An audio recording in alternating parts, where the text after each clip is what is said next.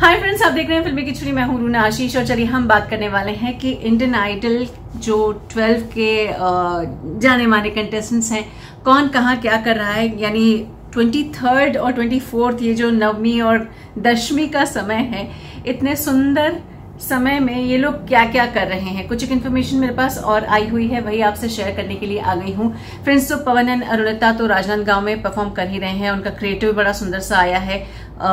जैसे कि सौरभ जी जो कि इसके आयोजक हैं, उनसे बात भी हो रही थी। उन्होंने कहा कि देखिए, लगभग 50,000 के आसपास लोगों के आने की संभावनाएं हैं और मुझे ऐसा लगता है कि दशहरा मैदान है, वहां पर लोग जहां मन में भक्ति लिए आए होंगे, वहीं पर सुरों के जो एक एक जाल फैलेगा ना, जो पवन अरुणिता फैलाने वाले हैं, माया जाल, उसमें भी लोग जकड़ कर आ जाने वाले हैं और फंस कर रह जाने वाले हैं। और फिर होगी अच्छाई की जीत। उस बुराई को समूल नष्ट कर देने वाली इस ध्वज पताका को ऊपर उठते हुए भी देखेंगे लोग। तो मेरे हिसाब से it will be a very good combination. In fact creative भी अच्छा आया है, जो पोस्टर आया है वो भी अच्छा आया है पवन अरुणिता का, और साउंड चेक भी बड़ा इंटरेस्टिंग लगा है मुझको। पहले वो देख लीजिए।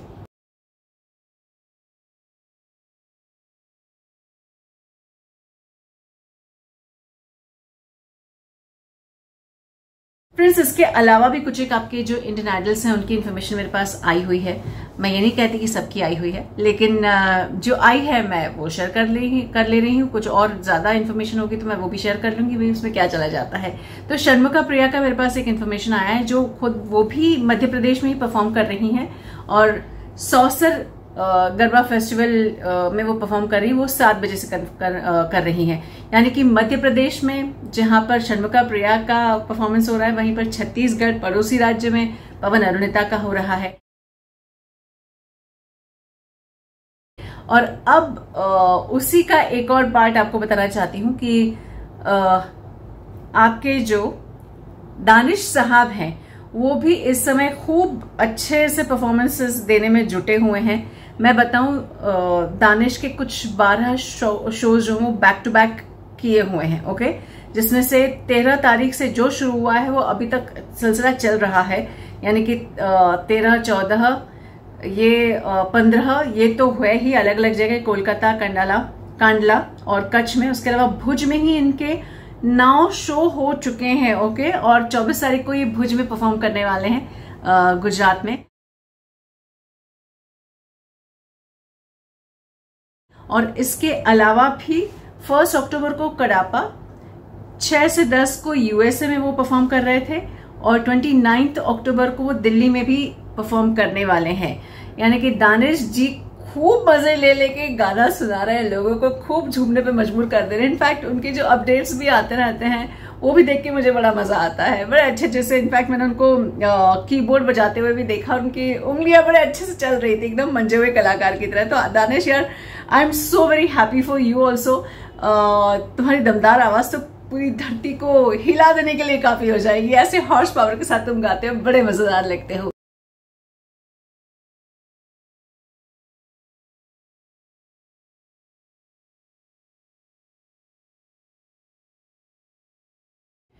इंडियन आइडल 12 की ही जो शिरीषा रही हैं, वो भी बड़े धूम मचाकर इधर उधर गाने गा रही हैं, फिल्मों के लिए गा रही हैं। मिलना भी होता है तो अच्छे से मिलती हैं।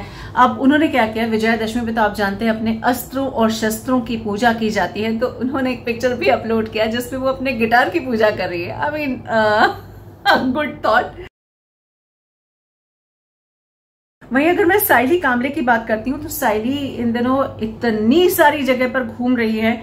उनके अपडेट्स देखिए, एक के बाद एक बड़े अच्छे रहते हैं। एक मोरबी में जाती हैं नवरात्रि के लिए, तो वहीं पर दुर्गा पंडाल में दिल्ली में भी जाती हैं। ये भी एक अपडेट आया है। और फिर इसके बाद ही हम जो देखते हैं, 26 अक्टूबर का उनका गोरखपुर का है, 27 का वाराणसी का शो है, फिर 28 अक्टूबर प्रयागराज का शो है।